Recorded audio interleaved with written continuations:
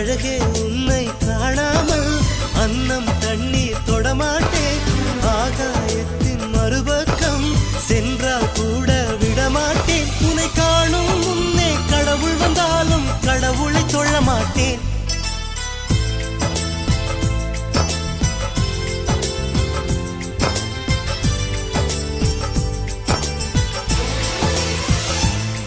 ஓர் சாலை வளைவில் உன் பிம்பம் தொலைந்ததடி. அங்கே